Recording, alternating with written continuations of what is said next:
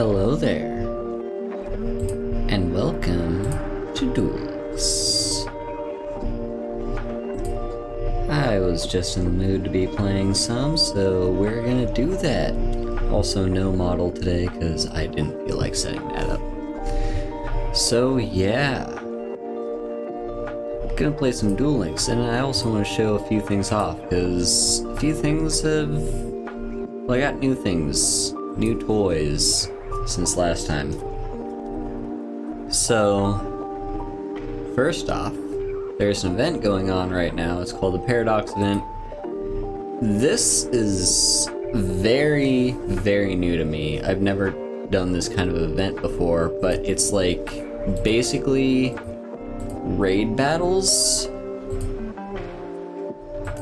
It's like raid battles where you have this boss with a ton of health, and you are supposed to basically fight it, but you're also gonna have you're gonna do it with other people. Like, it's not you alone. It's kind of you alone because you're not gonna have, like,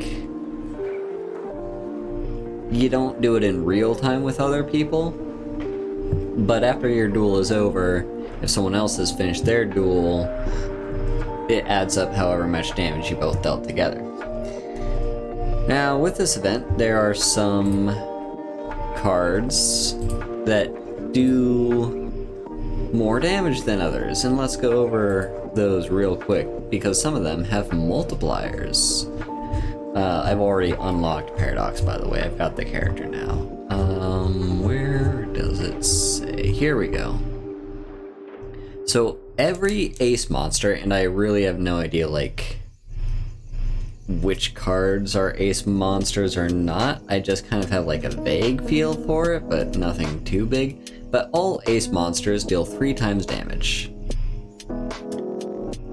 to Paradox, and there's some specific cards that deal 5 times damage. Those cards are Dark Magician, Dark Magician Girl, Elemental Hero Neos, Elemental Hero Neos Knight, Junk Warrior, Junk Gardna, Stardust Dragon, and Shooting Star Dragon. My guess is Shooting Star Dragon is probably the best way to deal the most damage, because on top of it just having the most attack out of all these cards, I think, yeah, it has the most attack out of all these cards, but it can also attack up to 5 times in a single turn, which is insane. So yeah, like I said, I would guess that Shooting Star Dragon is probably your best bet for dealing the most damage, if you can get it consistently. I currently can't. The Stardust Dragon deck I have can't even consistently get out Stardust Dragon very easily, so yeah, but anyway, I'm working with the Dark Magician deck, and I'm gonna show off to you how that goes. Basically, the deck is just total min-max, all in on trying to... You know, let's do a friendship duel, because he is level 1000, so we'll do a friendship duel. Friendship duel just gives you like an extra skill that you can use for that one duel, but you won't be able to do another friendship duel for the next 5 raid battles. Now, something to keep in mind is you have 10 turns to kill him. If you cannot kill him in 10 turns, he will run away. Well, like, yeah, turn 10. After turn 10. Also, you're always guaranteed to go second. So after turn 10, he will run away, and all the damage he dealt is all the damage that you're going to have dealt for that duel. What do you play, by the way? Cards can't be set from deck to graveyard. Okay. So here is kind of how my deck works. Just, I do everything I can to get out Dark Magician. So I'm gonna go for you. This one's my personal favorite, the one that looks like this, the, like, red robe. I'm also gonna use the extra skill. Now, what is the extra skill? Well, once per turn, and I can do each of these once per duel. So I'm gonna grab, I could grab another Dark Magician if I wanted to, and that would fit the theme of my deck, but I think I want to grab Stardust Dragon because that one actually has a relevant effect. Whenever a card or effect is activated that would destroy a card on the field, you contribute this card, negate the activation if you do destroy it. During the end phase, if this effect was activated this turn and was not negated, you can special summon it from your graveyard. I don't think Paradox really has any effects that destroy my stuff, but just in case he does, I like to have this around. And yeah, keep in mind, both these cards will deal 5 times damage. Now I play Dark Magic Curtain, so I can't do any summons. I could set Magician's Rod if I wanted to, but I don't. I will, however, Magic Formula to power up my Dark Magician and go to battle. And yeah, look at how much damage we deal. So yeah, 10 turns, we want to deal as much damage to him as possible. That's the plan. He is playing Malefics, which is, I guess Malefics is basically like alternate corrupted versions of Ace cards. Like you see Malefic Red Eyes and Blue Eyes, and there's like another Malefic card there. Yeah, just like you see a Malefic Stardust. Like, yeah. I think it's all just dragons now that I think about it. I don't think I've seen any non-dragon Malefics, but that's the idea behind the deck. Or behind what he's doing. Let's play another Magician, Dark Magic Curtain. I could just... And I'm not terribly worried about my health. He is going to be playing pretty much defensively the entire game. So, we're just gonna attack you. Now, if he does get Malefic Stardust out, I will die. That's a guarantee, but...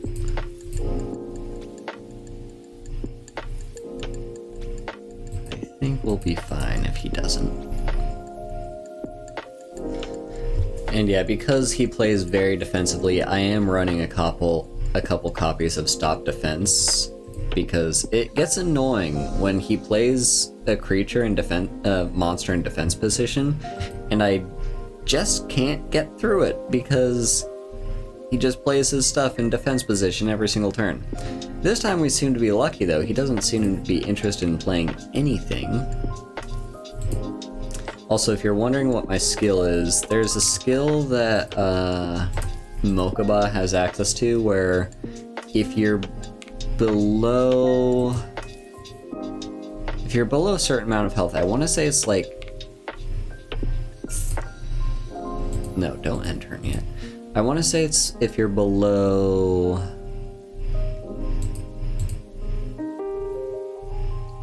2,500 health, then you can return a monster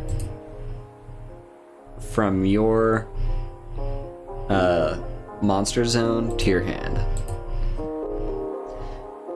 Now in the past I was always like, well, that's the most useless skill ever. Hello, Dark Destroyer, I love you too. Yeah, my day is going okay. Okay, I don't know if we're actually gonna be able to do lethal here, but we'll see. So yeah, like, basically... And I like to wait until the very last turn, which is next turn, to deal as much damage as I possibly can. You know, that'll be like my grand finale. But yeah,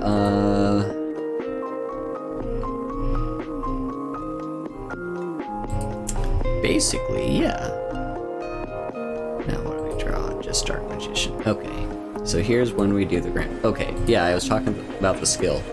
You know what, I'll talk about that after when I do the deck tech that I'm using. So the last part of this skill with like the friendship duel or whatever is I can basically pick any monster. I'm gonna pick Stardust Dragon and pick another monster. And the first monster gets all the attack of the second monster. So now we're gonna go to battle. My Stardust Dragon deals... Oh, right! Fuck, I fucked this up. I could have done so much more damage. I could have got... Yeah, oh well. This might still be lethal. Maybe. Oh yeah, we've got this. There we go. We killed him in a single round. That was amazing. And we get a bunch of stuff. This is our current thing, the circuit. Thank you for the follow, Lionson and Pride Boy. Yeah, I just soloed that raid boss, and we get a bunch of stuff. Ooh, what do we get? One of these guys, cool. Yeah, here are the rewards. I'm getting close to the end here. The only reward I really care about is the gems. Like, everything else is just kind of meh. So, basically the way this works is... There's also a rank system here. Like, as much as it says you're working together with other people, the truth is... You're kind of... yeah, thank you for dropping by. The truth is, it's kind of a competition. Like, you want to deal more damage than other players are doing. So... And this is how that competition gets represented, because... If you're above B rank, so if you're an S or A rank, you get a rainbow pack. And it can be any one of these cards in that rainbow pack.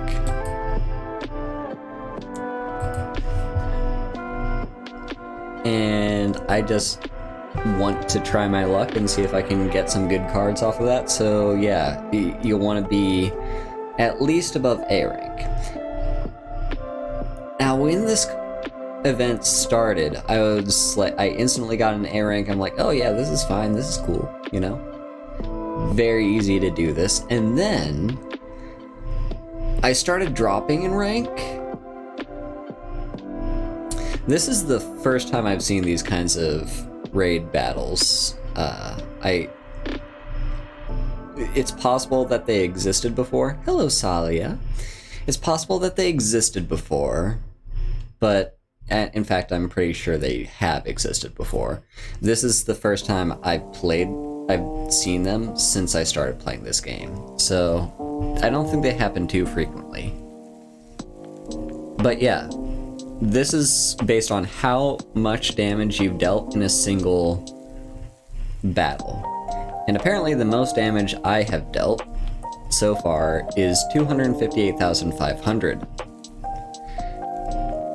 These thresholds are constantly increasing, and I don't know if that's based on player average. I'm assuming it is. I'm assuming it's based on player average over the entire player base. But it's also possible that this is just a set increase, that it's always going to increase like this, but that doesn't make as much sense to me. Also, as you can see in the last round, I got A rank. But yeah, I'm going to hopefully get this rainbow pack tomorrow after 2 p.m. because that's when the day restarts for me. Anyway, let me go over the deck that I'm running for the raids. Like I said, I'm playing the main ace monsters that get the 5 times damage, and those, in this case, are Dark Magicians. Mostly because that's the deck I have the most cards for. I can show off the Stardust Dragon deck that I have, but it is jank as fuck. This is very much more consistent. So what I do, I've got Magicians, and a lot of these cards, by the way, you can just buy with tickets or from the card trader. But yeah, I've got Magician's Rods. These can search up various things that are useful. You know, it can grab Magician Navigation, it can grab Magic Formula, Oriented My Dark Magic Curtains, or Dark Magic Expanded. It can grab a number of things. I'm also running all 3 copies of Dark Magician. I have different visual copies. As I mentioned, this one is my favorite. You want as many Megamorphs as you can get your hand on. Now, I only have the 1, and apparently the only way that you can get Megamorph is through the event. So if you don't already have it, you're kind of screwed. But Megamorph is great because, believe it or not, have you seen how much life Paradox has? He's gonna have more life than you. And so any monster you equip this to will have double its attack. So Dark Magician goes from 2500 to 500. At 2500 to 5000 when you equip it with Megamorph. I'm also running 1 copy of Book of Moon just because, like, 99% of the time I'm going to be playing offensively. But every once in a while, I'm gonna have slightly underpowered creatures. You know what, fuck it, I'm just gonna say creatures because I'm a Magic player. You're gonna have slightly underpowered creatures, and then he's gonna drop his Malefic Stardust, and you're gonna cry because he's gonna kill you in 1 hit.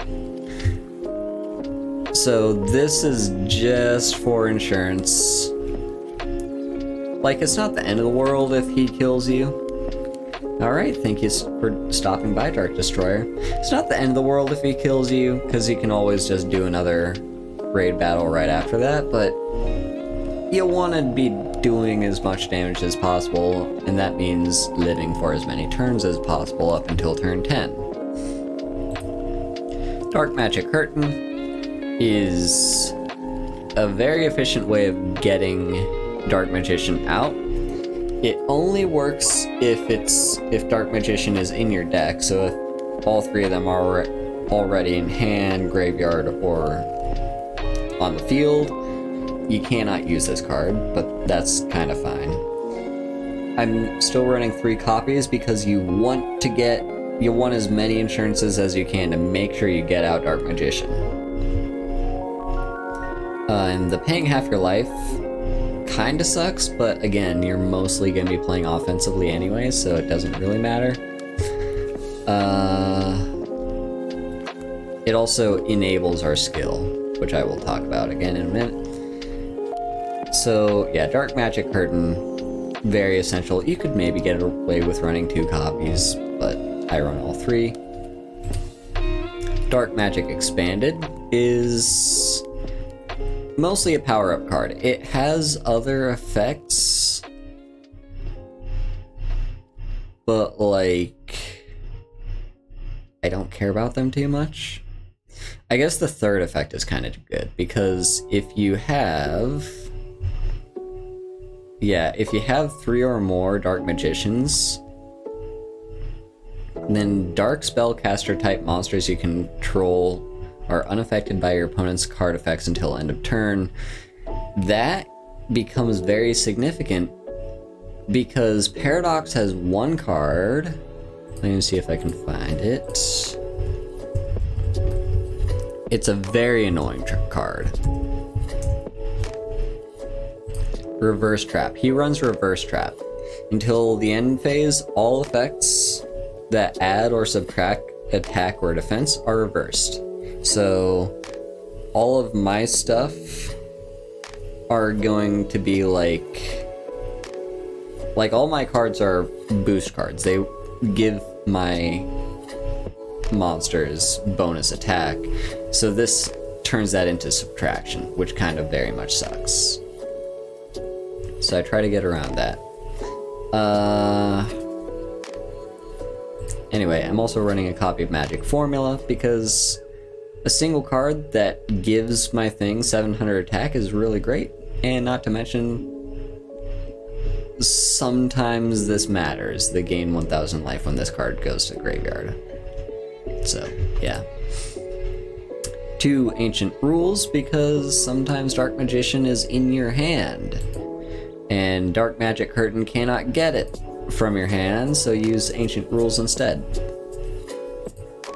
Like I said, a couple copies of Stop Defense, just because once you start playing your Dark Magicians, Paradox is going to start playing defensively, and you're going to need ways to get through that defense if you want to deal as much damage as possible. And so it basically moves all his defense position monsters into attack position. And Power of the Guardians, very easily acquired. I believe most players are going to have Power of the Guardians, and if not, I'm fairly certain you can just get it with tickets.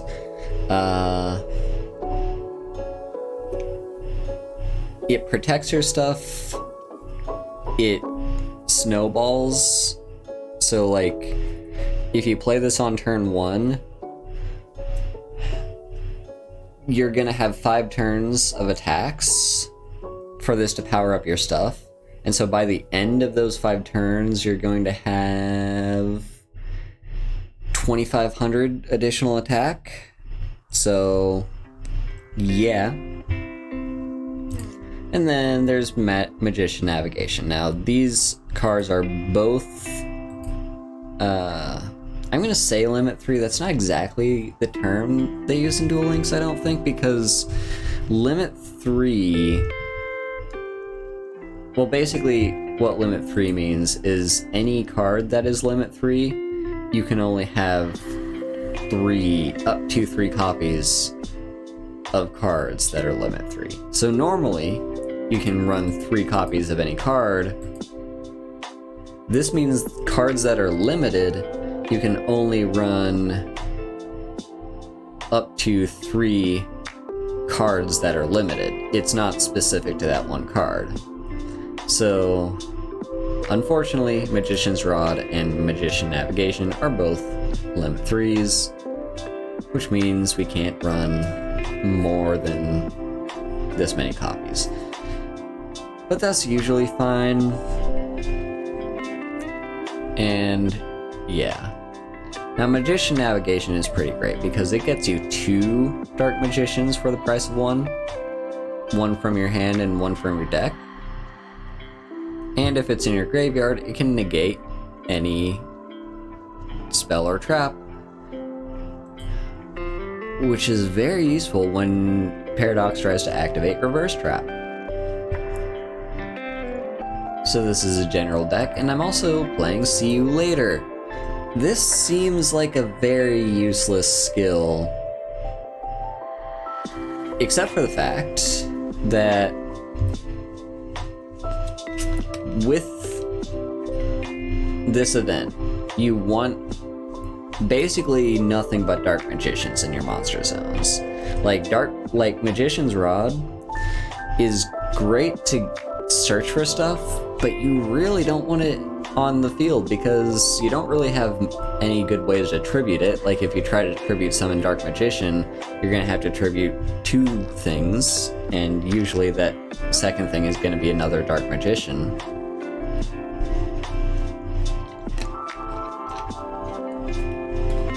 And yeah, you basically want as many monster zones to be filled with Dark Magicians as possible. So you play Magician's Rod, and then you bounce it back to your hand with See You Later. That's what you do. So that's the deck that I'm running for this event. It's a Dark Magician deck. Now, do you want to see how awful my Stardust Dragon deck is, because it's pretty awful. You say you got my Stardust? Also, why is... I should really... hang on. I need to get better at doing this, but yeah, we're gonna set... I guess we'll set Shooting Star Dragon, sure. So here's my Stardust Dragon deck, because, like I said, Shooting Star Dragon is also probably the best way to deal as much damage as possible. But the problem is, I don't have a very good way of getting it out consistently, unlike Dark Magician. The ideal way of doing it, apparently, is get Junk Converter into your graveyard and play Junk Synchron to get Junk Converter out of your graveyard, and then you summon Junk Warrior. Junk Converter will trigger. It'll activate. If this card is sent to your graveyard as synchro material, you can target one tuner in your graveyard, special summon it, but it can't activate its effects. So, yeah. You synchro out Junk Warrior, get back Junk Synchron. Now you got 8 levels on board. You can activate Stardust Dragon, or you can summon Stardust Dragon, and with the skill Shooting Star Road, when you have Stardust Dragon out, you can, for free, get a Formula Synchron, and that'll give you enough to summon Shooting Star Dragon, and it puts... where does it say? Then you can place 3 tuners to the top of your deck from outside of your deck. Aussie Bumpkin, thank you for the raid. Welcome, Raiders. Let me give you a shout out.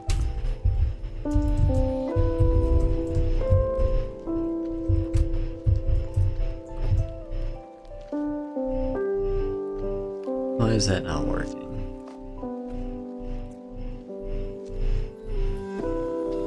Hello?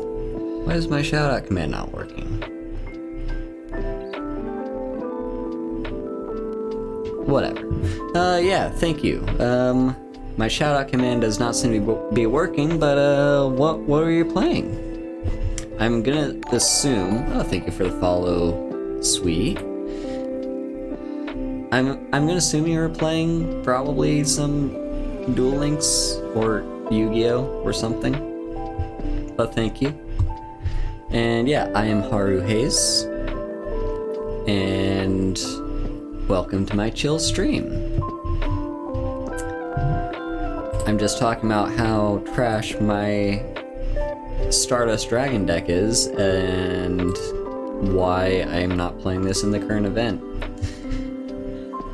But yeah, ideally you want as many copies of Junk Converter as you can, and as many copies of Junk Synchron as you can, so you can consistently do this combo and get Shooting Star Dragon out.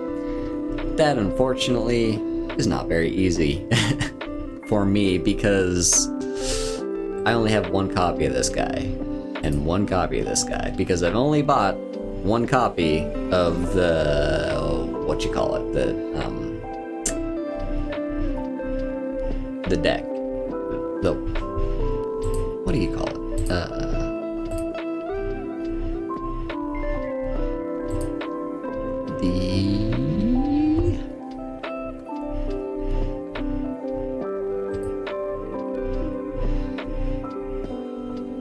What's the actual term for these?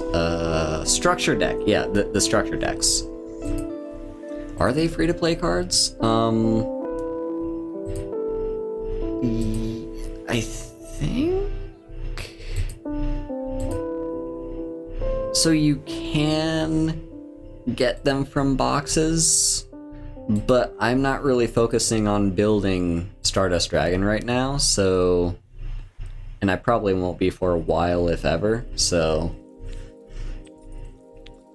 yeah, it's unfortunate, but I'm just gonna have to live without them. But now here, back over here with Mokuba, I can show you the actual deck that I'm running for this. This is the deck that I'm running for the current event. You know, it's got Dark Magicians and stuff to power up Dark Magicians, the stuff to block, to get past Paradox's defenses.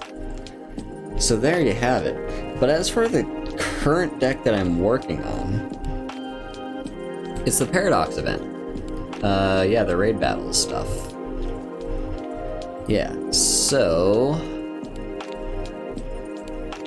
now as for the current deck that I'm working on getting cards for, though, is I want to build trains. So the deck that I most recently built, or kind of built, hello combo guy, thank you for stopping by. I'm glad you like Duel Links, because that's what we're here to do. So yeah, the deck that I most recently built was Super Quants. Yeah. Yeah, I mean, I definitely... It'd be nice to have Stardust, like, to improve my Stardust deck, because a lot of missions seem to want me to play Stardust, and I'll admit the deck is kind of fun to play. But there are other decks that I want to build, like, so I just built Super Quants, right? The deck that I'm now working on and getting cards for is Trains. Why don't I use Carly? Who's Carly, and why would I use Carly?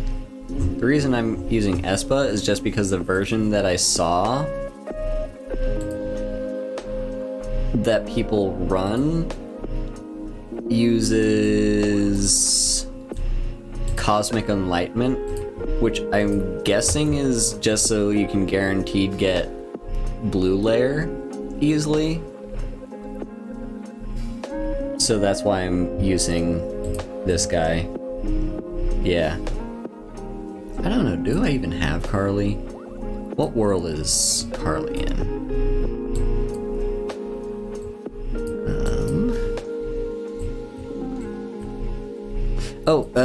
Carly, hang on. I think I just unlocked her. Yeah, I did just unlock her. Yeah, sure, let's check her out.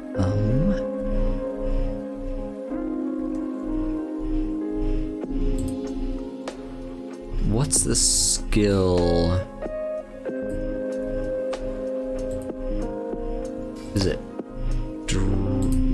What is it?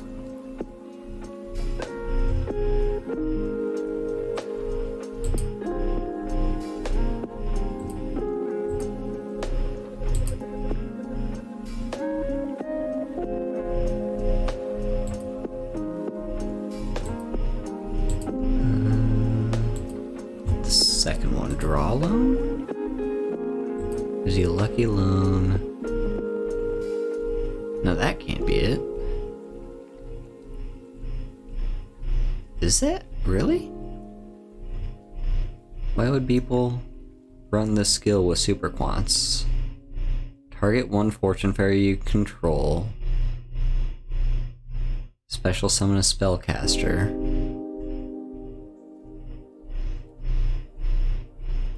Why would people run this in Super Quants? Oh, it just gives you a +1 card? I guess, but I don't know. So, yeah. I see people, when they play Super Quants, are trying to get as many... Like, the idea is to add an extra card to your hand as discard fodder for the mech ship Magna Carrier. And what I see a lot of people playing is Metal Foes Fusion. Metal Foes Fusion. which is literally just so they discard it and then they get to draw a card right after that. I run Volcanic Shell instead. It does essentially the same thing. It does have the downside of you have to pay 500 life, but it replaces itself with itself. And if you have the right starting hand, you can guarantee get out the Met King Great Magnus on turn 1. On your first turn, you can get it out. If you use Volcanic Shell and like have all of these guys in your starting hand, and like you can tutor up whatever you're missing with Blue Lair. It's great. I love this deck.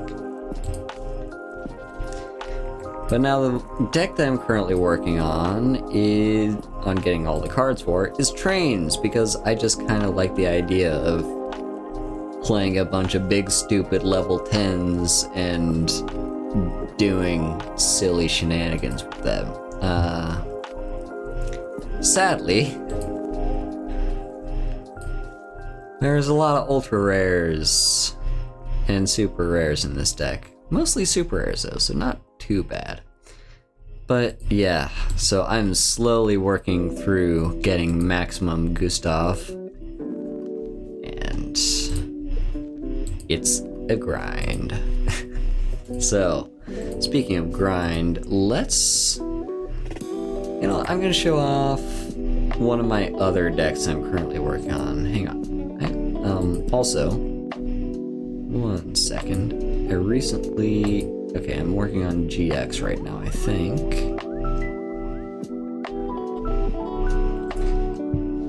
Alright, well, thank you for the raid again, Aussie Bumpkin. I'm gonna see if that shout-out command has decided it's willing to work yet. It's possible that night. There you go. There's your shout-out. Yeah, so right now I'm working on GX, trying to level up Yugioh. There's a few things I can do in GX. But the main point is, let me show off a few of the decks that I have. And yeah, I know a lot of people that are really get into this game. Yeah, you too. Yeah, I know a lot of people that really are into this game center in on skills, and there are several decks that desperately need skills to just give them that edge, and even more decks that are basically unplayable without the skills. I'm not really into skills that much. I just kinda, especially since I mostly just play PvE, I'm not really all that concerned about skills, so I just kind of throw my decks around to various different characters as I'm leveling up in different worlds. So that's what I'm going to do with you, Belle. I'm going to give you my Lunalight deck. I want to show off Lunalights, because I've been having fun with that one. Well, I want to show off Lightsworn first, actually. Is this the version I want? No, that's a bad version that I first built. Sarah has Lightsworn. That's the one that I want. So we're gonna copy that one over to you, Bill. I'm trying to get everyone up to level 10 because that, to my mind, is one of the more efficient ways of getting as many gems as possible, because every level 10 is 50 gems, and 50 gems is a pack. Not to mention however many gems you collect as you're leveling them up, so that's why I'm trying to get everyone to level 10 first, so we're gonna drop this here. And let me just go over this deck. So this is Lightsworn. It's a mill deck, specifically self-mill. So I probably don't need to be running this copy of Realm of Light, because this isn't really our game plan, but I still run it anyway. I know this could be a Book of Moon or something. But here is what I do, basically. So, with this mill deck, Lightsworn as an archetype are cards that put cards from your deck into your graveyard. That's what I mean when I say mill. It's got a lot of tuners and a lot of non-tuners, so it's focused on synchro summoning. I'd like to be running 3 copies of Raiden, but I only have 2. Lumina is, I would say, kind of the centerpiece to this deck. You really want to have Lumina in your opening hand, because you can discard a card. So first of all, you have to have something in your graveyard already to target, but you can discard a card and special summon a level 4 or lower Lightsworn from your graveyard. And at the end phase, you mill 3. A lot of Lightsworn have that end phase mill 3. Or mill a number of cards, I guess. So, Lumina can do that. But you need stuff in your graveyard anyway, and there's a few different ways to do that. You've also got Raiden, who you can activate him to mill right away, and he gets bigger if you do. Also at the end phase, he mills 2.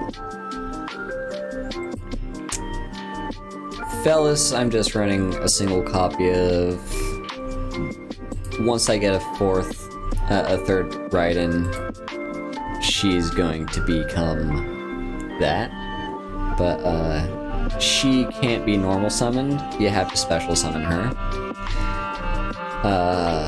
And the best way to do that would be Lumina or her own effect. If you mill her, you get to special summon her for free.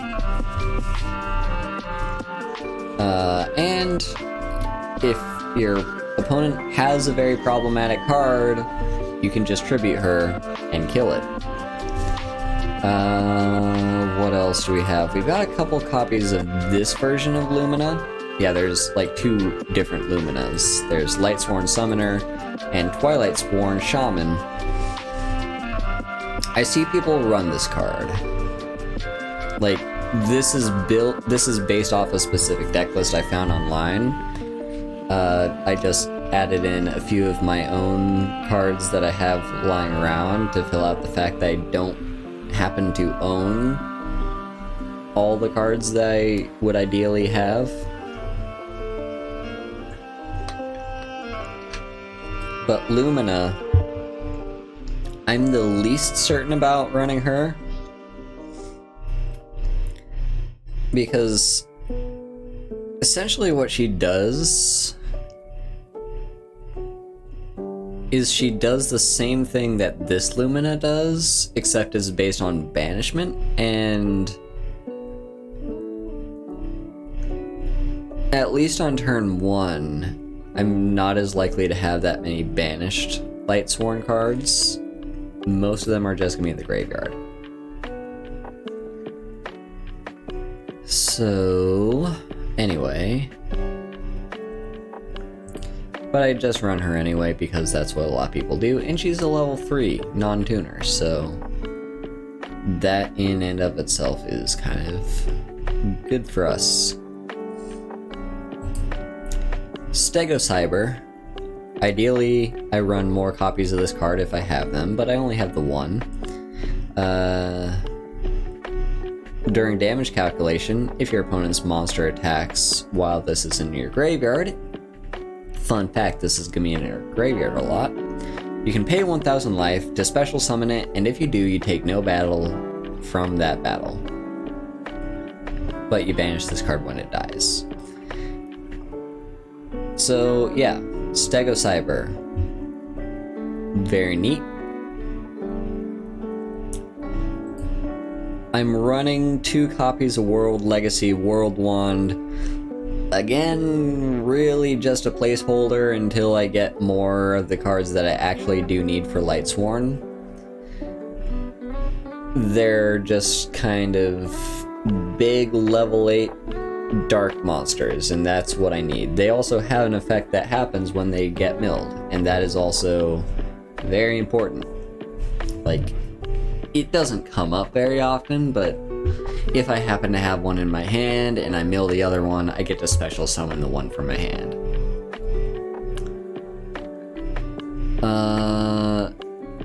Then we're also running just a single copy of Glow Up Bulb.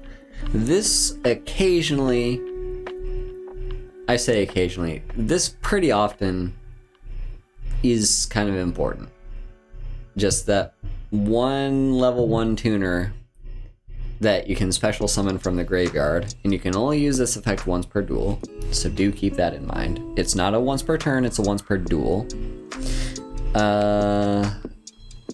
Yeah, this guy is very useful. We're of course running Monster Reborn because we're gonna be milling ourselves a lot. And so getting our stuff back that we accidentally mill is very useful. Running our 2 copies of Charge of the Light Brigade because, well, it's an easy way to mill ourselves, and it can search for any Lightsworn that we need and put it in our hand. So like if we don't have Lumina Lightsworn Summoner in our opening hand, we can just play this and get her. And Solar Recharge, ideally we'd have more copies of this, but I only have the one, is discard a Lightsworn to draw 2 and mill 2. March of the Dark Brigade is kind of like my replacement for the fact that I only have the 1 copy of Solar Recharge. This one isn't as good, but it can be helpful in a pinch if you have a Lightsworn that you really need to get back. You can do it. It's gonna mill you a lot of cards. Though it's not really mill, it's banishing. And then there's the 1 copy of Realm of Light. Again, this isn't really our game plan, but if we do drop this on turn 1, and maybe our main game plan of playing big dumb stuff and attacking for lethal doesn't actually play out very well, then Realm of Light is at least a backup plan. We just beat down with our tiny things. Now you may have noticed, we'll get into the extra deck here real quick, but you may have noticed I kind of skipped talking about this guy. Blackluster Soldier, Envoy at the beginning. He's kind of very essential to our deck and our game plan, because we're going to be milling ourselves a lot, and we need a payoff if we're doing that. And, you know, we got a few different things that special summon themselves if they get milled, you know, Fellis, World Legacy, World Wand, Stego Cyber. But what really is, and also don't forget Glow Up Bulb, but what's really special, like important to have, is a big beat stick that we can special summon by banishing 1 light and 1 dark monster from our graveyard. Now we're running quite a few light cards. That's kind of like the idea behind Lightsworn, I guess, is a lot of them are light. But we also need dark, and that's the reason why we run a few of these cards as well. We're not running too many, but still, 5 cards means there's a fairly decent chance we're going to have at least 1 in our graveyard by the time we're ready to special summon this guy. So, yeah, you know, several dark cards, many light cards. This guy's going to be fairly easy to summon. So why do we summon him? Well, apart from having 300 attack, we can choose one of two effects every single turn. Either just straight up banish any monster on the field. Downside being, if we use this effect, he can't attack. That's usually fine, because if, say, our opponent has some kind of wall that we can't get past, boom, wall dealt with. And the other effect he has is basically if he destroys a thing, if he destroys a monster by battle, he can attack again right away. Now we're playing quite a few tuners. What are we doing with those tuners? Well, the main game plan is to get Michael, the Arch Lightsworn. Michael can banish any card at all for 1,000 life points. So any problematic card your opponent has, any set cards that you're worried about, just don't worry about them anymore. They're gone. He also does mill at the end of every turn because he is a Lightsworn as well. And if he gets destroyed, you can target any number of other Lightsworn monsters in your graveyard, shuffle them into your deck, and if you do, you gain 300 life points for each card that's returned this way. So, now this doesn't happen too often because he is kind of hard to kill because he's big. But in case it does happen, it's a nice insurance that you're not going to mill yourself out with all your mill cards, because 20 cards is a very small amount of cards. You're going to mill yourself out very quickly. Yeah, so he mills himself, and yeah, he saves you a bunch of cards. We're also running Black Rose Dragon because Black Rose Dragon is just level 7 synchro, and there's kind of two reasons we can play this guy. Either we almost have lethal, but our opponent plays an annoying defense position monster, and we happen to have Glow Up Bold in the graveyard. There you go, defense position monster dealt with. We can now attack for lethal. The main reason we play Black Rose Dragon, though, is sometimes our opponent has such a board built up, and we can't do anything about it, and we just need to blow it up. Sure, it hurts us too. We blow up our own board as well, but it's more important that we deal with our opponent's stuff so that we can survive another turn and rebuild ourselves. And there's one more level 7 synchro that we've got. X-Saber Urbellum. I'll be honest, I almost never summon this guy. I just needed another level 7 synchro. You know, in case somehow these two get dealt with, we got a backup plan. But yeah, his effect almost never comes into play. In fact, it so far has not when I play with him, but whatever. But also do keep in mind, we do have this one level 1 tuner that if we have, say, a Michael or an X-Saber or a Black Rose that we didn't activate its effect, we can get Glow Up Bulb, tribute it, and one of our level 7s to get a level 8. And there's a few options for us. The main option is Cyber/Harpy Lady, because she's just good. She makes it hard for our opponent to play spells. We also have a few spells ourselves if we have any of these in our hand and we want to try and trigger her to bounce any problematic stuff back to our opponent's hand. And our other level 8 is Light End Dragon.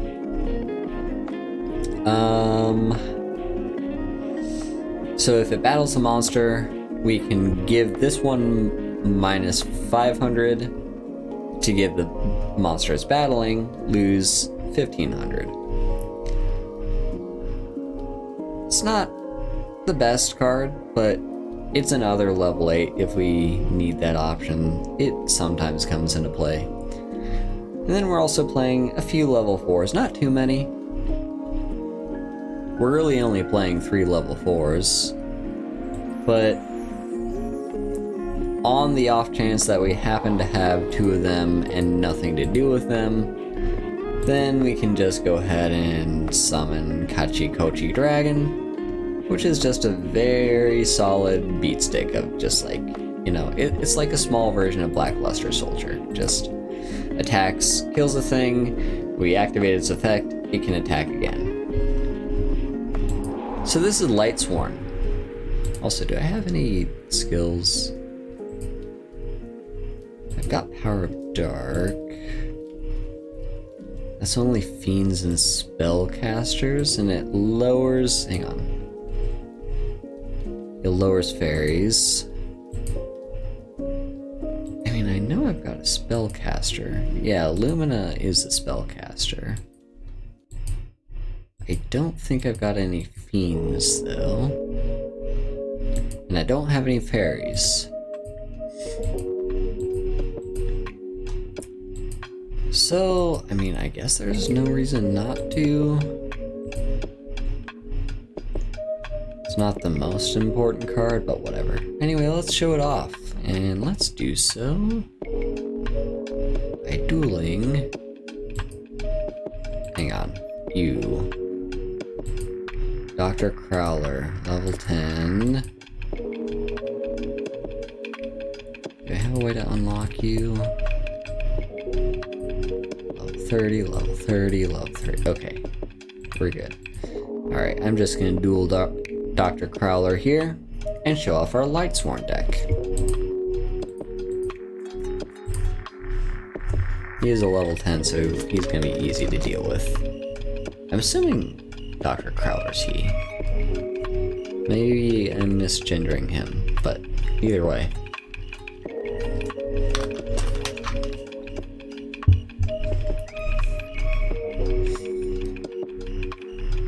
Anyway,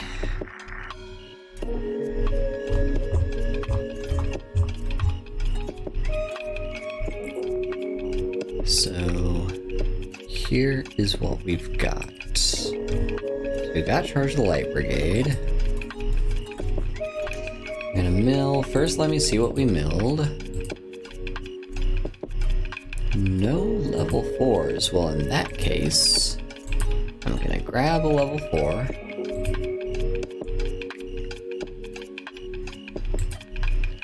And now we can Lumina. And the great thing about Lumina is you don't have to target something until after you discard. So even though the card we want to summon isn't in our graveyard right now, we can discard Raiden and immediately summon him. So there we go. I'm gonna mill just for the hell of it. What do we get? So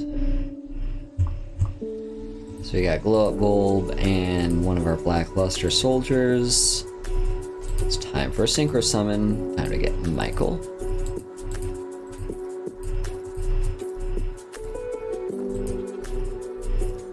And we've got our Michael. Okay.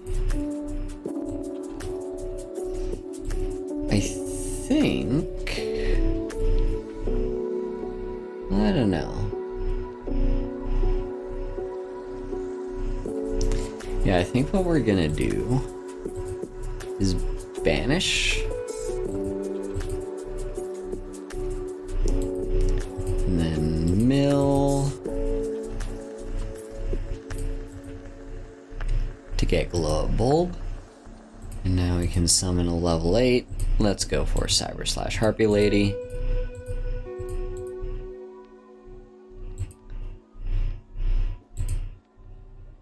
And we could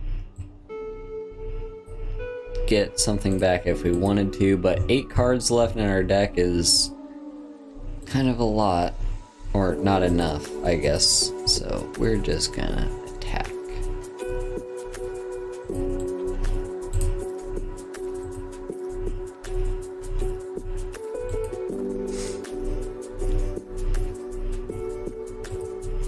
there's our Realm of Light. Might as well play it. That's actually going to trigger Cyber Slash. So we bounce you to hand. And not really much reason to play anything else. Let's just attack and win. And that's Lightsworn. The idea is you mill yourself, you gain effects from milling yourself, and you have fun with it.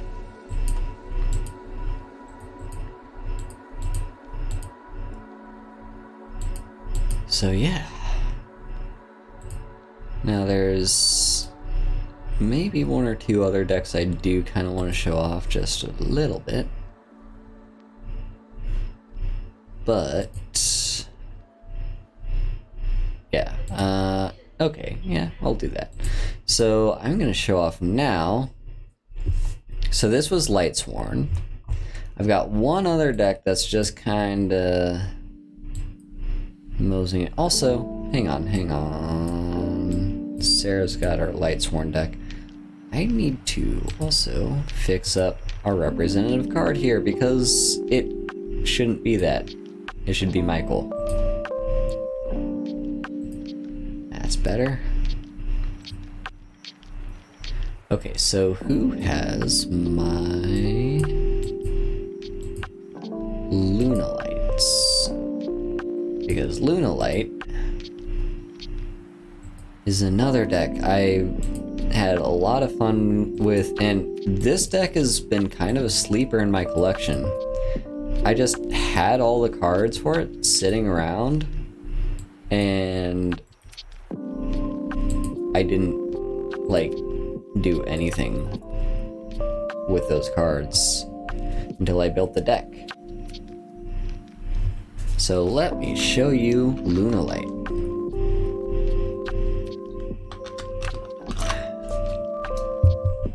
So,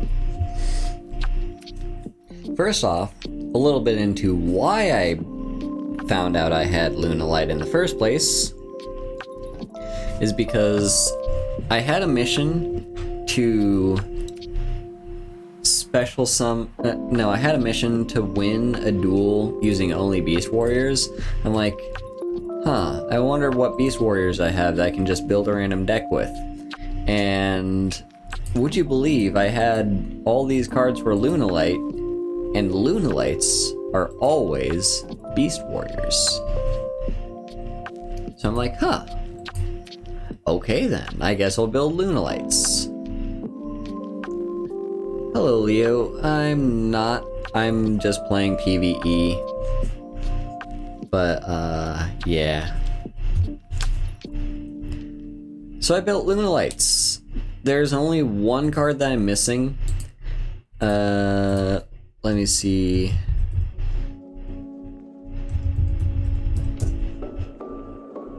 Beast Warriors not collected. What is it? Is this one? No.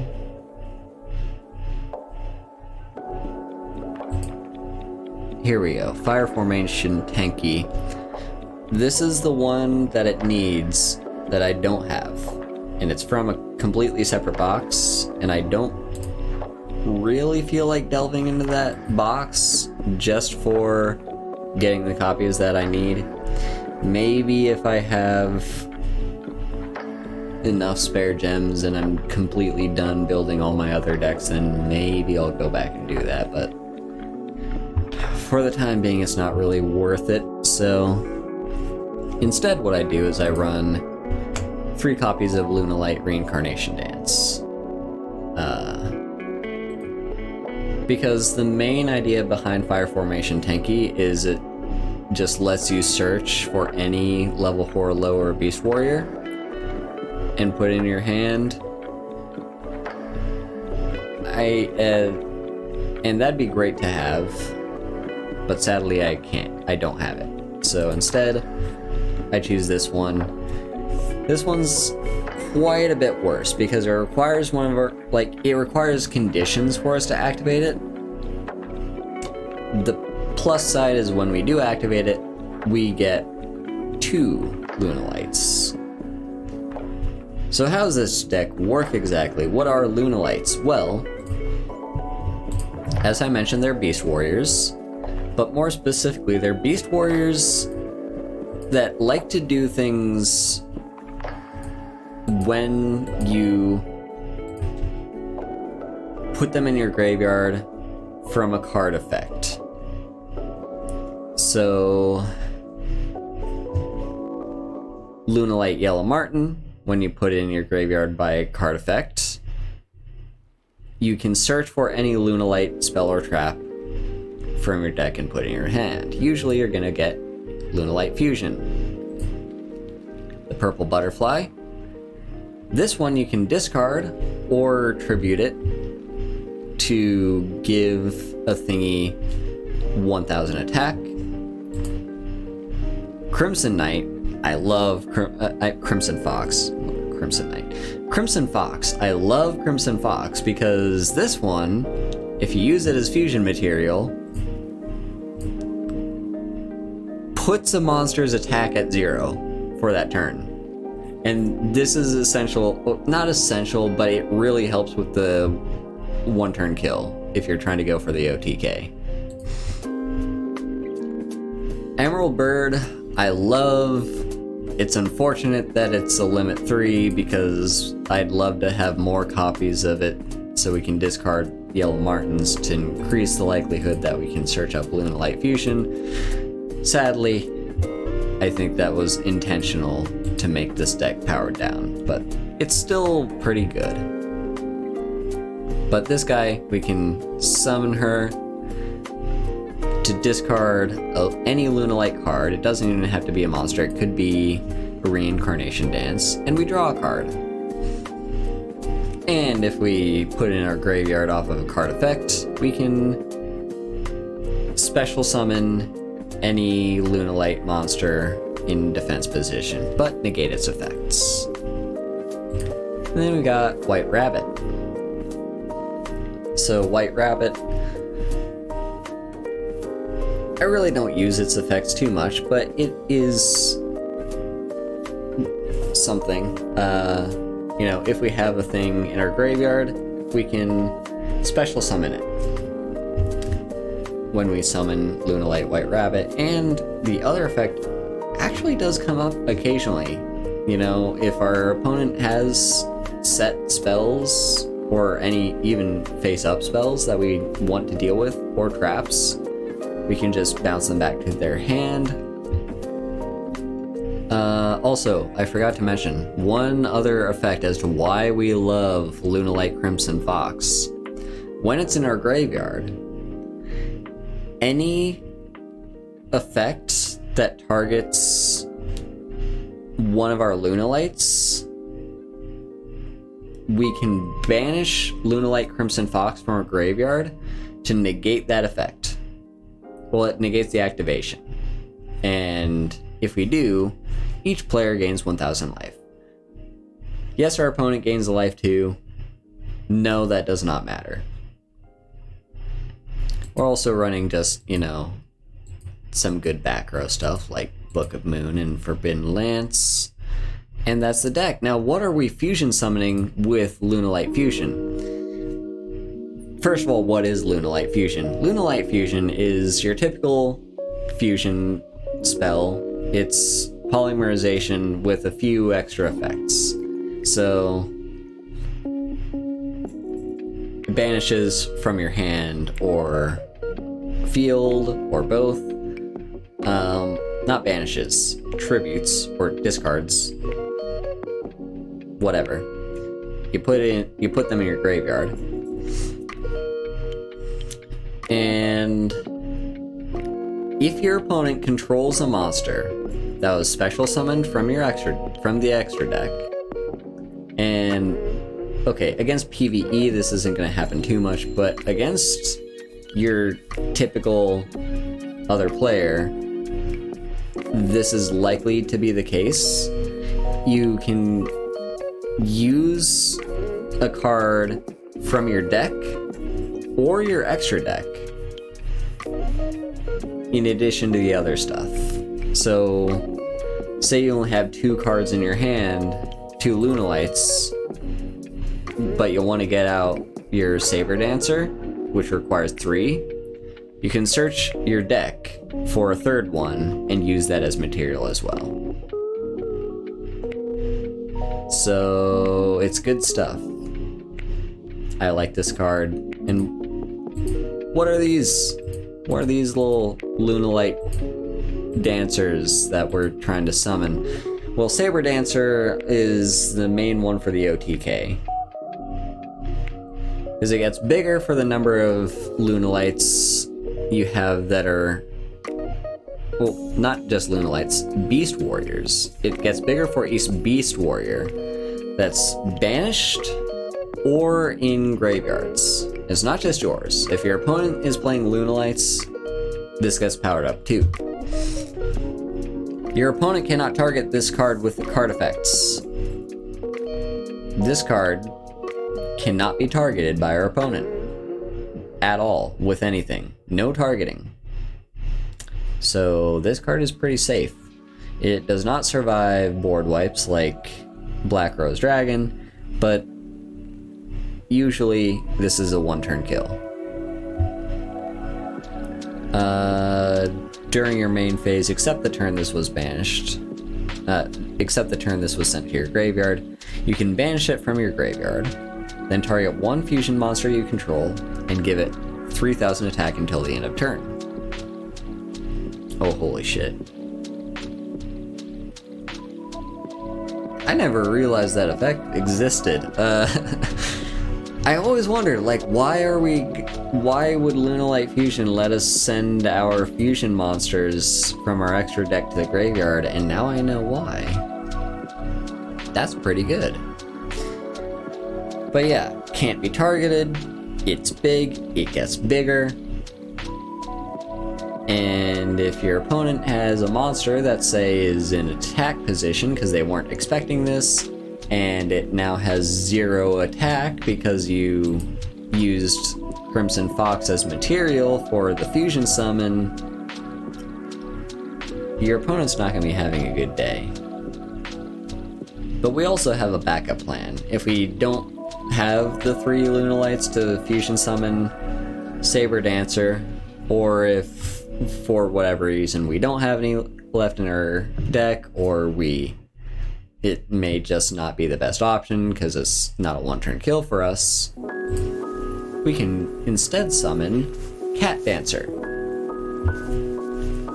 This one only requires 2 Lunalights. It's a little bit weaker, and it doesn't get powered up. However, it can't be destroyed by battle. So this one can't be targeted by card effects. This one can't be destroyed by battle. And every time it attacks, it deals 100 damage to your opponent. And once per turn, you can tribute another Lunalight to... Basically, this can now attack every single one of your opponent's monsters, and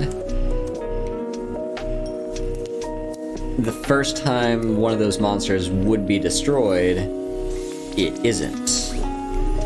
So it's like a free extra 100, because remember, this is dealing 100 damage with every single attack. So say your opponent has 3 monsters, and they're all defense positions, so you can't get through them.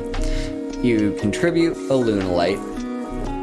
Unfortunately, the tribute does not count as being sent to the graveyard by a card effect. It's a cost. But still, you tribute. And now you're not going to be getting through those three monsters anyway. So you attack, monster survives, but you deal 100 damage. You attack again, the monster's now dead. You attack the next one, it survives, you deal 100 damage. You attack it again, it's dead. Also, remember, both these times you deal an extra 100 damage for each attack. And then you attack the next one, and you attack it again. And that's 600 damage right there, and their entire board is dead. that's why this is such a good card. So, and we're running a few level 4s, so having just solid level 4 fusions, not fusions, solid level 4 Z summons is kind of important. So I've got Kachikochi, because this is one of the best level 4 Xyzs that I have access to. Honestly, I could also start running because I believe this is a generic. Yeah, I could also be running the green Super Quant Beast, because this one's just a Book of Moon on a stick.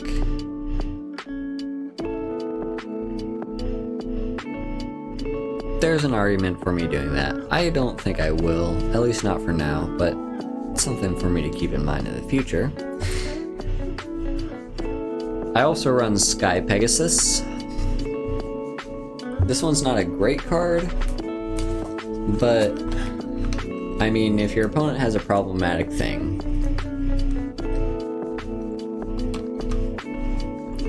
this will either make your opponent pay 1,000 life, which is usually what's going to happen, or it's going to destroy the thing.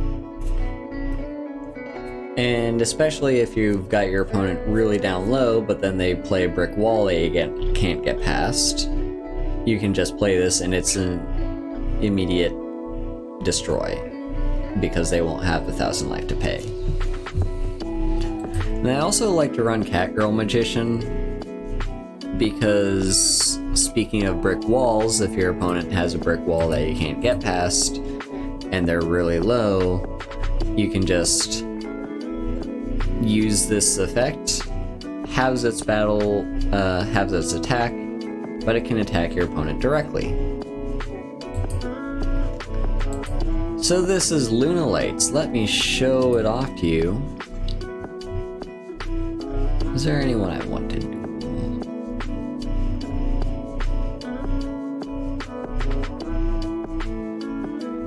Also, you'll notice I have these guys, the Vagrants?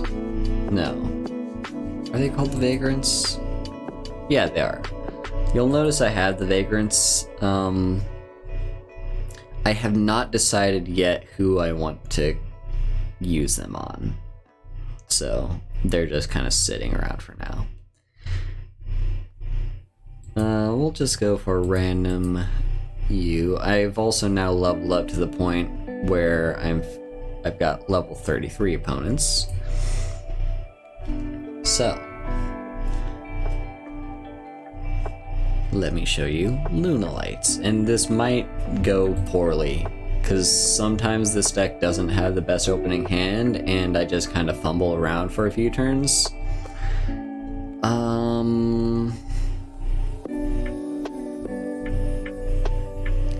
Let's see what we draw. Okay, it's not what I wanted.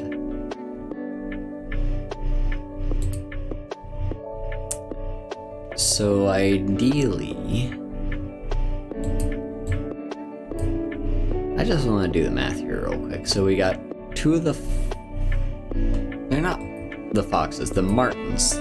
Two of the yellow martens and 3 fusions. So there's a 1 in 3 chance that we will draw one of the cards that we need. Well, the Martin wouldn't do anything for us right now because we have no way to discard it, but still, I'm gonna play you. Discard one of these. Okay, we did not get it. That's fine. I'll set. And I mean, it's probably gonna have higher than 12,000 defense. But let's just see what it is. Oh. Well, they just play magical hats instead. You know what? I've never actually seen this card in action.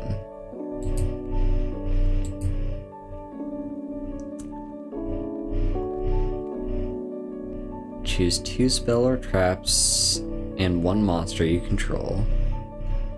Special summon them as normal monsters and face down in defense position. Set the chosen monster. If it is face up, and shuffle them on the field. The 2 cards are destroyed at the end of the battle phase and cannot remain on battle. Okay. Interesting. Yeah, I've seen this card in action a lot in the anime, because I've been watching that one a lot. But I've never actually seen it played in the game. Alright, so...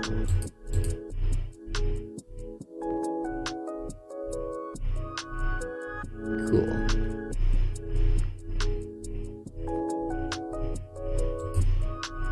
There's another purple butterfly. Is this a quick effect? It's not. Yeah, it's not.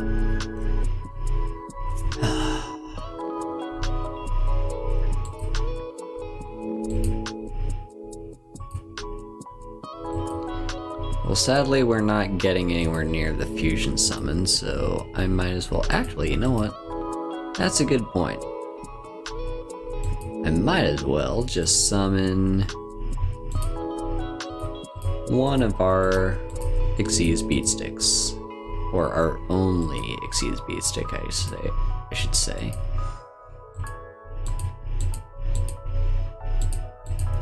So let's attack the token. I'm always confused. There's something about playing Lunalights that I'm always missing here. What is the reason why... Oh wait, no, never mind.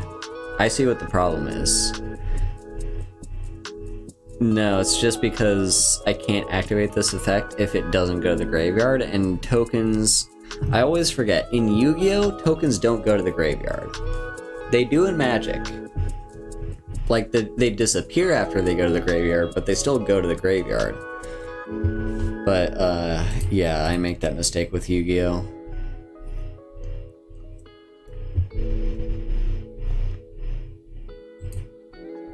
Okay, we finally drew Lunalight Fusion. Took us long enough. So...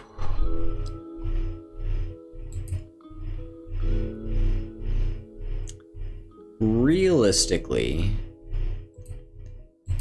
like, we could get out our Saber Dancer, but that doesn't do anything for us because our opponent happens to have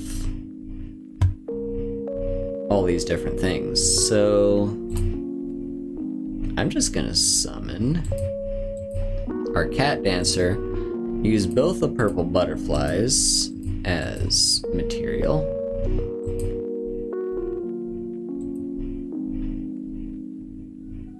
Now, I'm gonna summon White Rabbit, activate this effect so we can bounce one of their stuff to hand,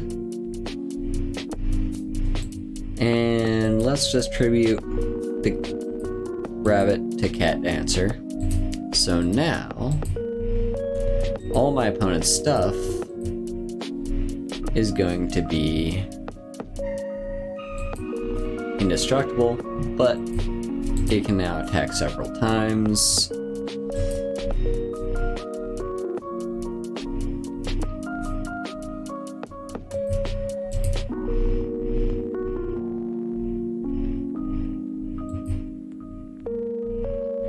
Now with this last attack, we could attack with Kachikochi Dragon, activate its effect, and attack again. But we won't be able to attack again with Cat Dancer anyway, and this way we'll at least save that material for Kachikochi. So might as well do that, and then we'll attack here. And we're down to 1500.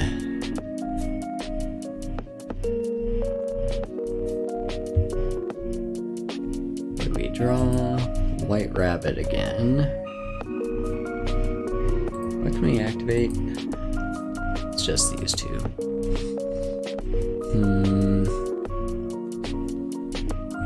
Well, I'm probably overthinking this. I'm just gonna bounce one of your stuff back to hand again. And now, instead of activating the cat dancer's effect, I'm gonna do this. Attack with Kachikochi, activate the effect, and attack again.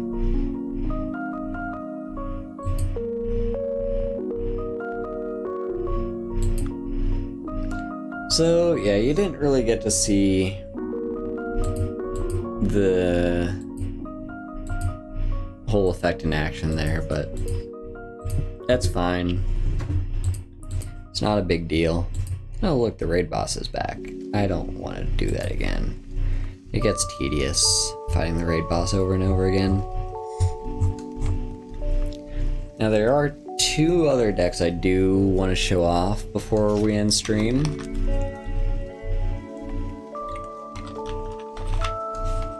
This next deck.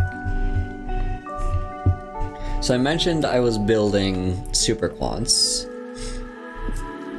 and that was the main deck I was focusing on building.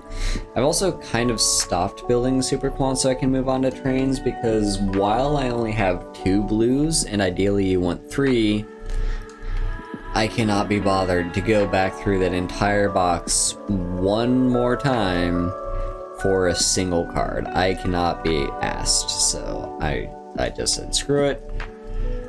I'm not going to. But yeah, so in that box where you can get all the cards for Super Quants, there's 2 other cards, or 2 other decks that people...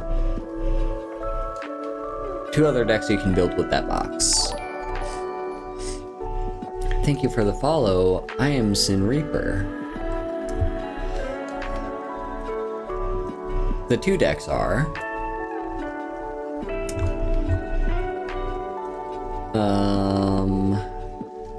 War Rocks and Fossils. Now Fossils I love. War Rocks I'm kind of on the fence about. And it might not be, it might be because I don't have quite all the optimal cards.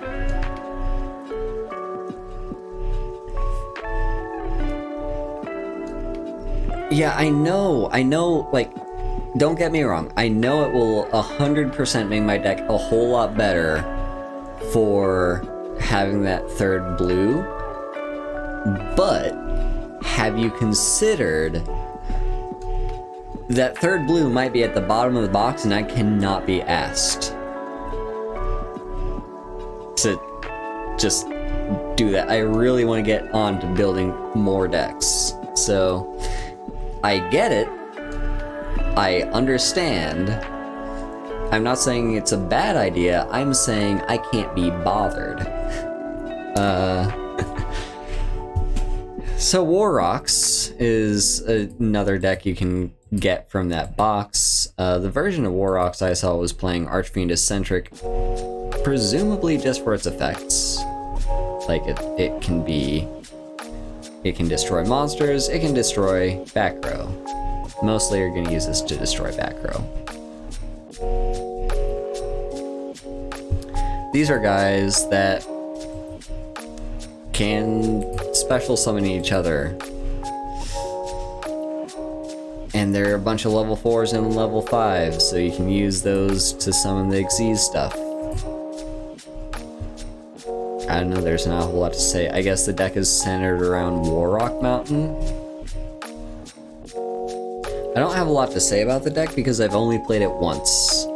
And it's only because I had the cards to build it with, because I realized since I'm going through this entire box for Super Quants, I might as well get Warrock Mountain. Yep.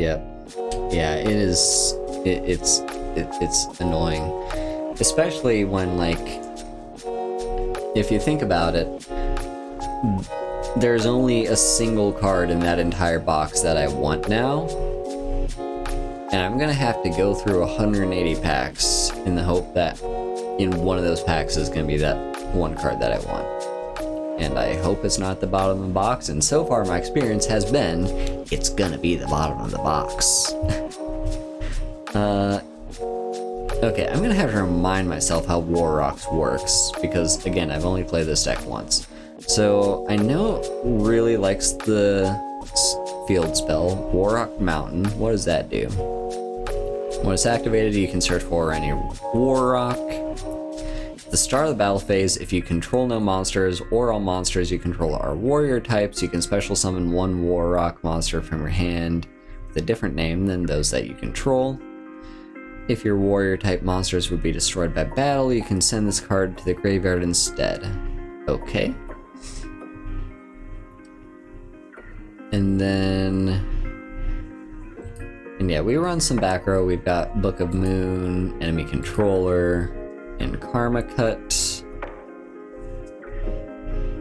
And then Archfiend Eccentric is also back row in and of itself.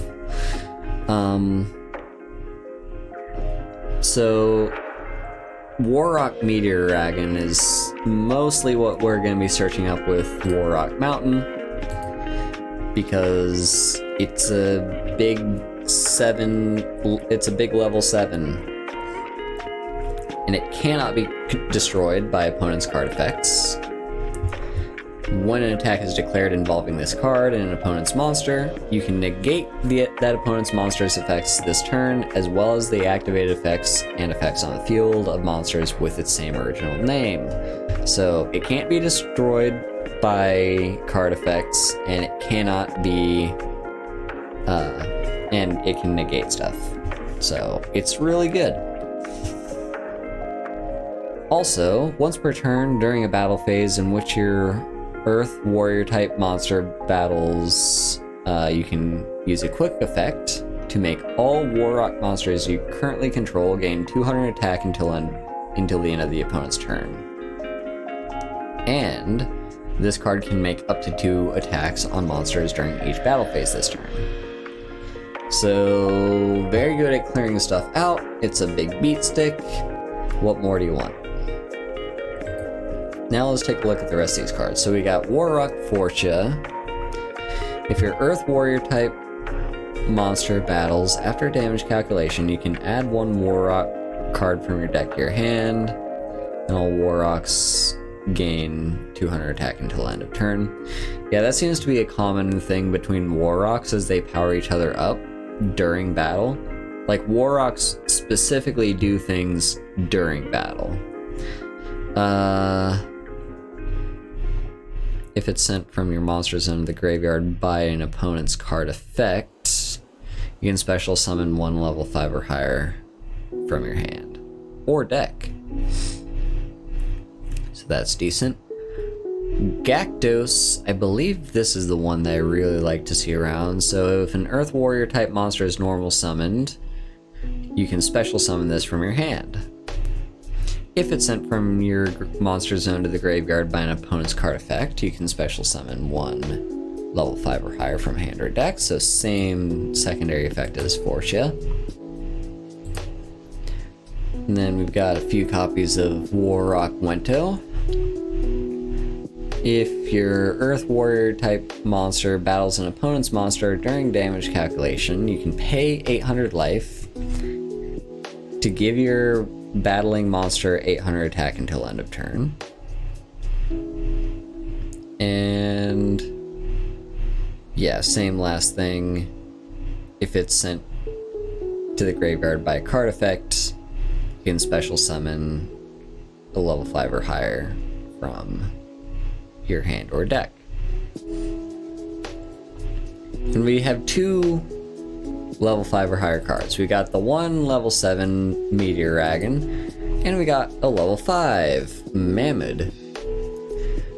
So first thing, if you control no warriors, or all monsters you control are warrior type monsters, you can normal summon him without tributing. So that's important. I love level 5s that you can either special summon or normal summon without tributes. Those are great. If you're Earth Warrior type battles, after damage calculation, you can target a spell or trap your opponent controls and destroy it. And then all your War Rocks get powered up. So yeah. And then we also have one last War Rock spell, War Rock Dignity. So you can't use it unless you control a War Rock. When a monster your opponent controls activates effect, you can negate it. Or during the battle phase, when your opponent activates a spell or trap, or a monster effect, negate it. So, War Rocks really love to do stuff in the battle phase. And what are we going to be summoning with our War Rocks? Well, a lot of stuff, apparently. Why am I running Mech Beast? There's no way for me to summon that, is there? I'd have to have 2 level 5s.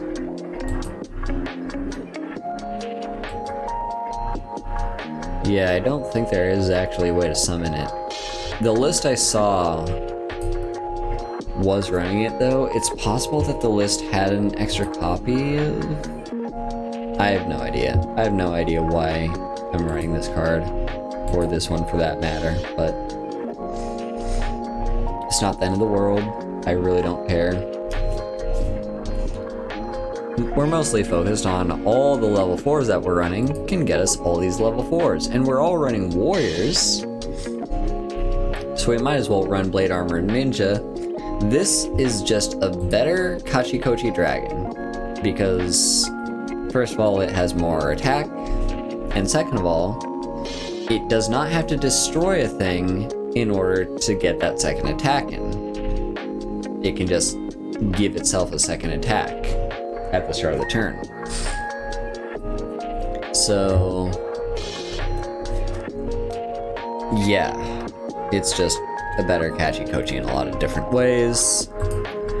And then I'm also running Comic Hero King Arthur, because again, we're running all warriors, and you can summon this guy with warrior types.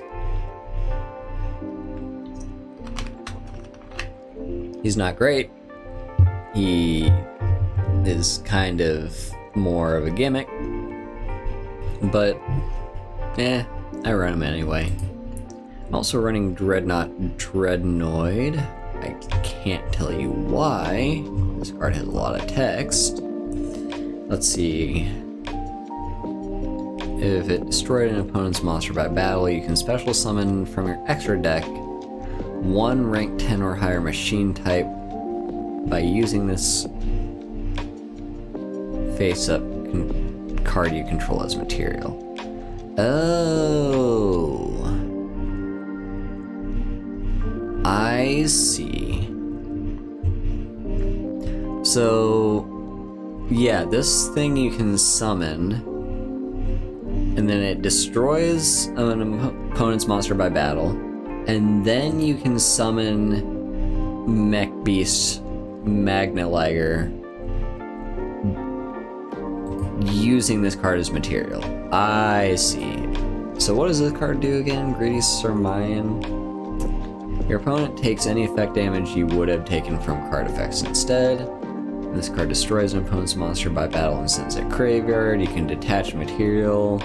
Destroy all monsters on the field whose current attack is less than or equal to the original attack of the destroyed monster in the graveyard. Not going to come up that often, but it does some things. So let's take a look at War Rocks, I guess. What's the deal with War Rocks?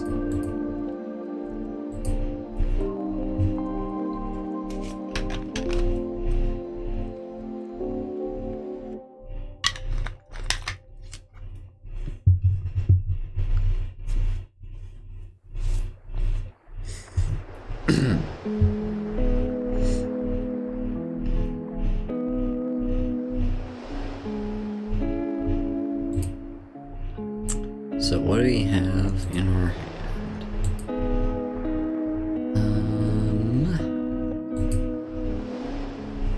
So you, we can normal summon.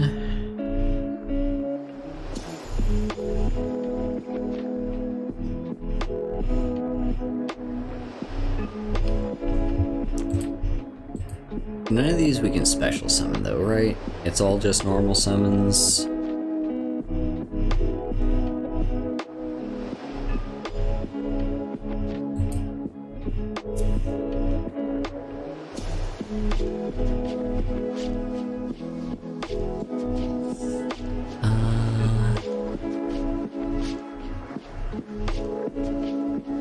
I guess I'll go with Fortia, because this one can actually search for stuff. So activate, and it's any Warrock card, which means I can actually grab Mountain. And end the turn.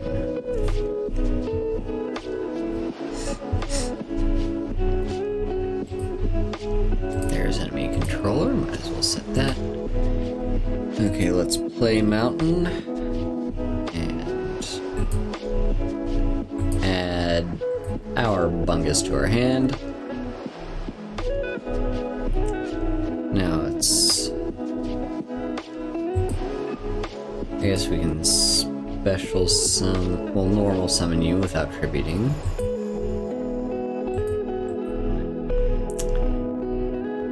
And move to attacks, I guess. In the battle phase, I'm going to activate Warrock Mountain to special summon Meteor Dragon.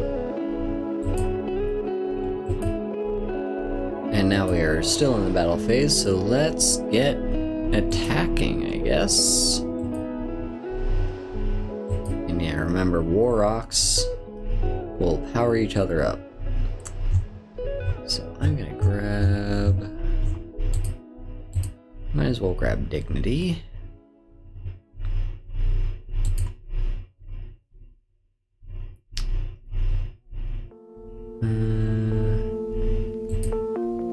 I'll activate that to give all my stuff more power.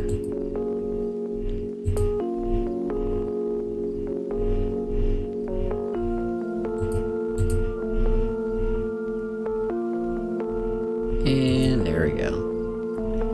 So that's Warrocks. They like to do things in the middle of the battle phase. What more do you want?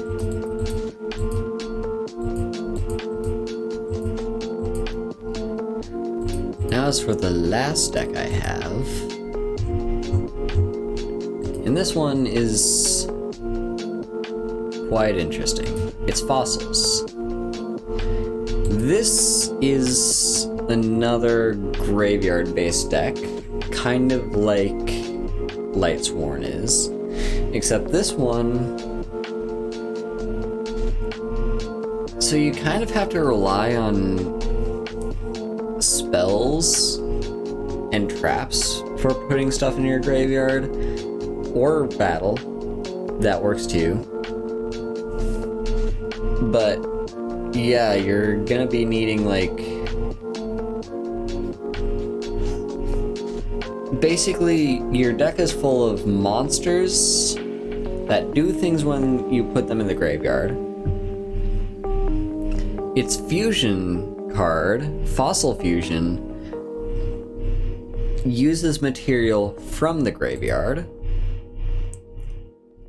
and so you need things that put cards in the graveyard. So Miracle Rupture does that, Specimen Inspection does that, Rock Bombardment does that, and then there's like one other mill card, one self-mill card that I see people run that I do not actually have.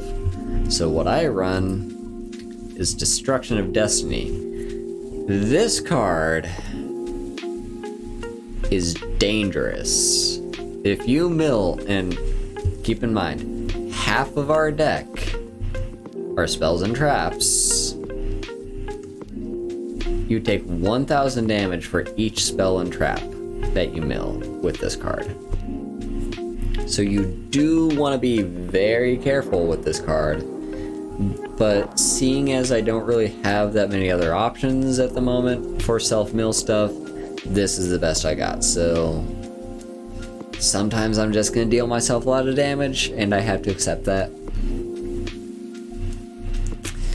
So what does this deck do? Well, ignore the Fossil Tuskers. Those are kind of a placeholder for until I get more of the cards that I actually need.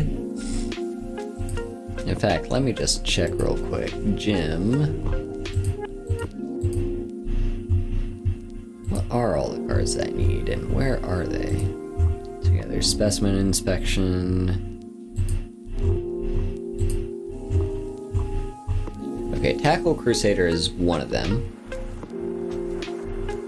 It's a rock monster that has an effect that activates when it goes to the graveyard. And those effects are both pretty solid, but currently I don't have them. So we're making do with a level 4 monster that I just kind of like and that I saw. In fact, I got Fossil Tusker by playing against, by playing in that event to get Jim Crocodile in the first place. So what do we have? I'm gonna start with these guys. So we got Weathering Soldier, which is great at attacking. You know, it's just got 2000 attack, but as its name suggests, it does kind of weather way over turn, so it's great if you need that little extra oomph for a finisher, but otherwise you're mostly going to be wanting to mill this card or put it in your graveyard by other ways. But it does also activate its effect when it's destroyed by battle, so that's good. So when it goes to the graveyard or is destroyed by battle, it tutors for a Fossil Fusion, or a card that lists Fossil Fusion in its text. What that usually means is Miracle Rupture or Shell Knight. So, yeah.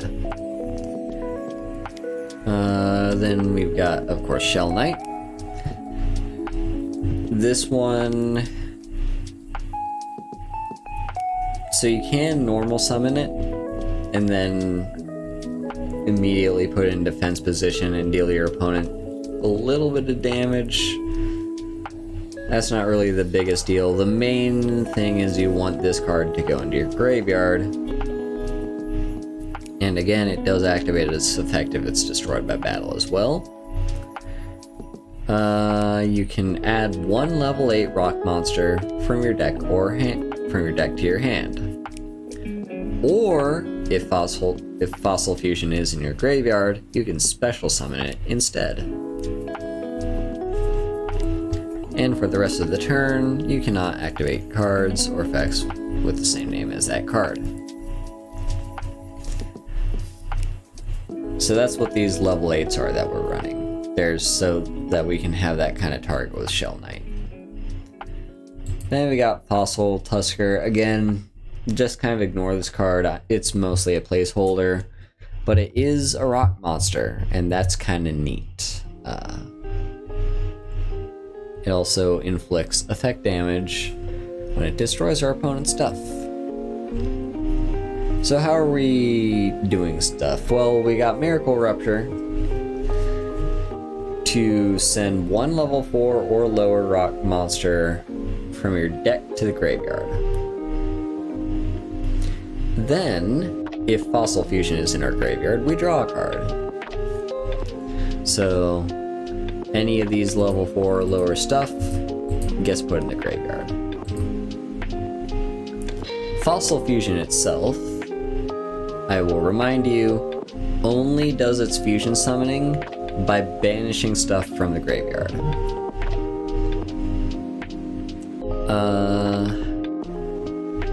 And it can use materials from any graveyard, unless the card specifies otherwise. So it can use your opponent's graveyards too.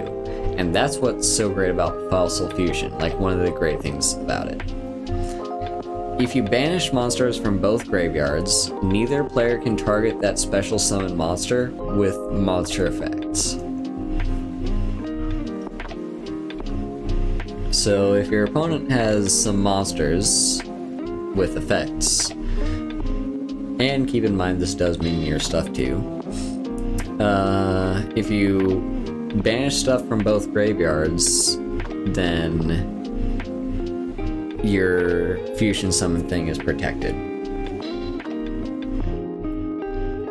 And if a face-up Fossil Fusion monster you control is destroyed by battle or card effect when this is in your graveyard, you can add this card from the graveyard to your hand.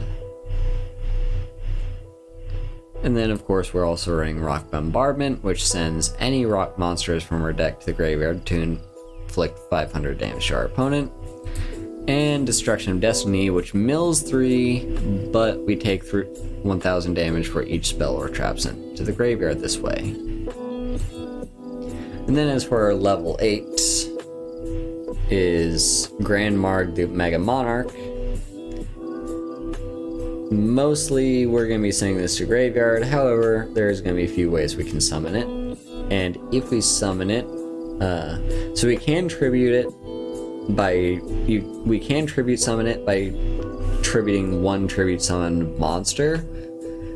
The only other option for us is to tribute a second copy of this guy, so not really worth it. But when it's tribute summoned, target up to 2 set cards on the field and destroy them. So if our opponent has any set monsters or spells or traps, we can get rid of those. And if this was tribute summoned by tributing an earth monster, we also draw a card. Now what are we going to be fusion summoning? Well, first of all, we're running a bunch of level 4, so we do also have our usual Xyz stuff. I decided to run Go Go Go Goliath just because I feel like it fit the deck. You know, we're going to be putting a lot of stuff into our own graveyard. So, and they're specifically earth rock type monsters, and they're level 4s. So all monsters you control gain 800 defense, and you can detach one material to put a rock type monster that's level 4 and is earth from a graveyard to your hand. So that's just kind of neat. Now here are all the fossil cards, the Fossil Fusion cards. First, starting with this small fry, we got Skull Buggy, just a little 1400 attack. It does require a rock monster from our graveyard, but the level 4 or lower monster can be from any graveyard. When this card destroys an opponent's monster by battle, you can inflict 300 damage to your opponent. And then you can banish this card from the graveyard to add one monster from your deck to your hand that mentions Fossil Fusion. Then we got Skullgar, Dragon Skullgar. This one actually requires us to banish stuff from our opponent's graveyard. And it must be special summoned with Fossil Fusion. If this card attacks a defense position monster, inflict piercing damage. And you can banish it from your graveyard to add Fossil Fusion from deck to hand. Then we have Fossil Warrior Skull Knight. This is requires a rock type monster and a level 5 or 6 monster. we don't have any level 5s or 6s, so this is gonna be relying on our opponent getting this stuff.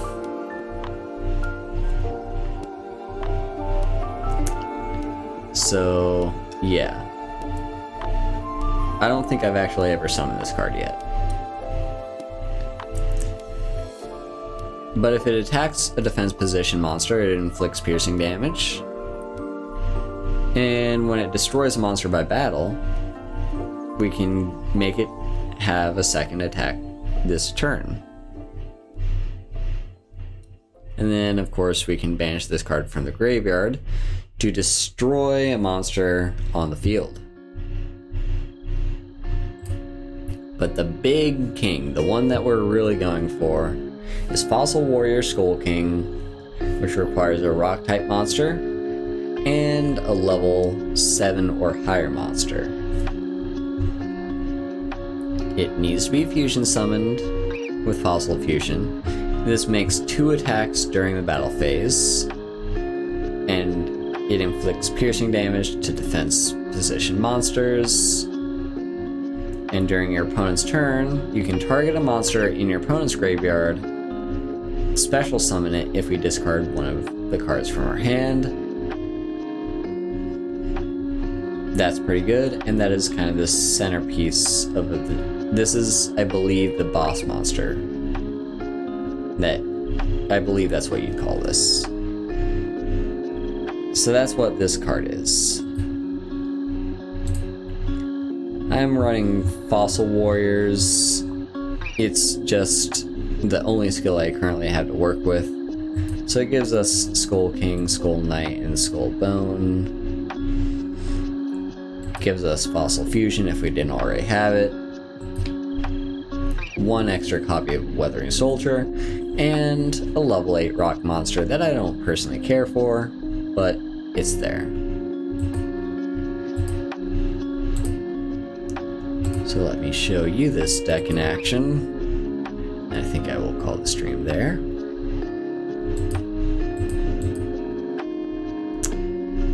Alright, Kylie, I'm going to show you the beauty of Fossil Warriors.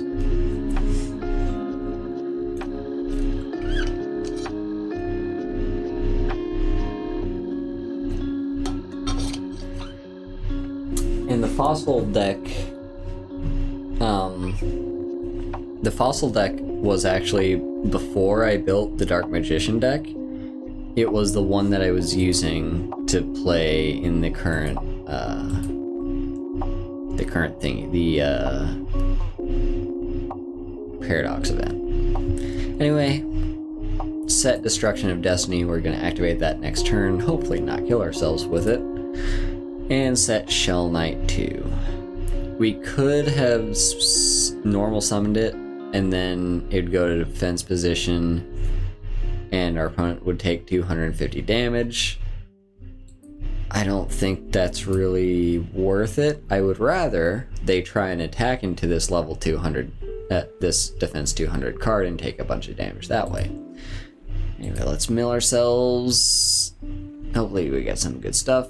Okay, we milled 2 spells and traps. That's not great. Oh, there's our rock bombardment though. Okay, so we milled a level 8, and then we milled some other stuff. I can activate this. What is that? If your life points are at 200 or 2,000 or below, send 1 rock monster in your hand to the graveyard. Aha, perfect. So this we can use to discard Grandmark the Mega Monarch. So discard you. I guess I'll take Fossil Fusion into our hand. Might as well set Rock Bombardment. Let's activate Fossil Fusion to get, well, our Skull King Warrior.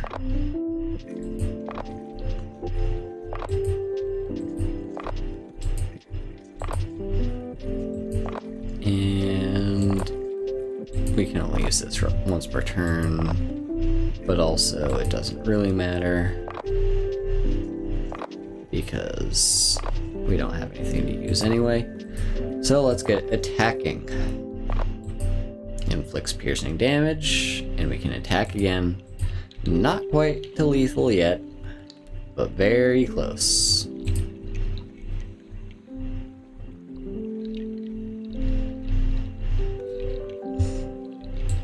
And might as well activate Rock Bombardment. I'm gonna send one of you, I think. Let's send Shell Knight. And it kills our opponent anyway because the 500 damage. So that is Fossil Warriors. Very solid deck. Kind of easy to acquire all the cards for the deck because they all come from the same box.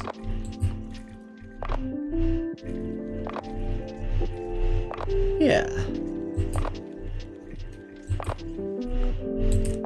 So there you have it. I showed off, I showed off the deck that I'm running to do the raid battles with the event. I showed off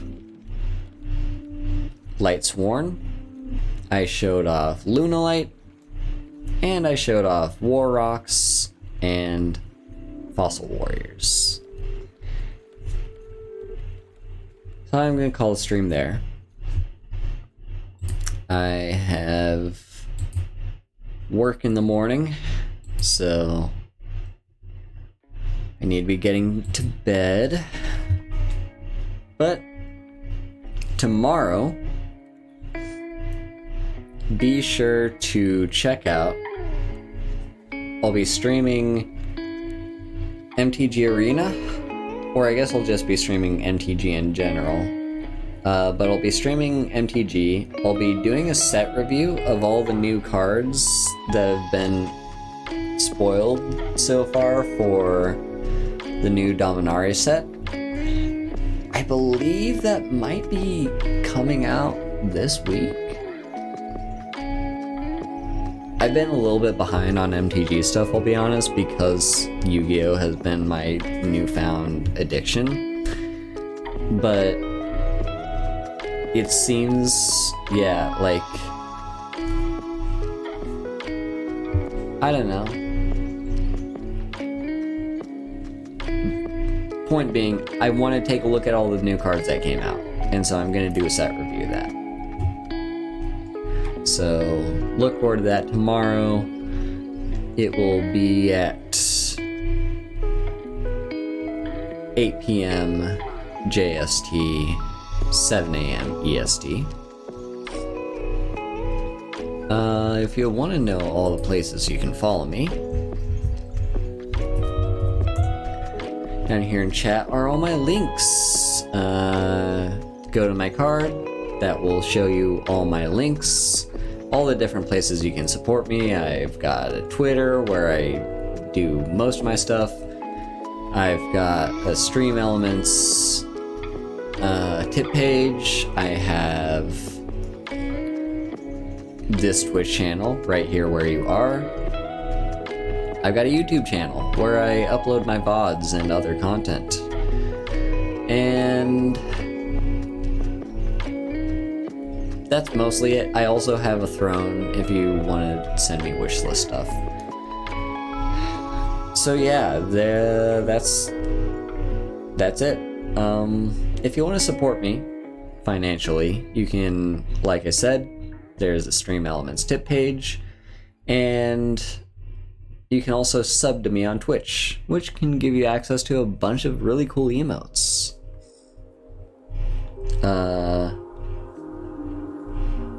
Yeah.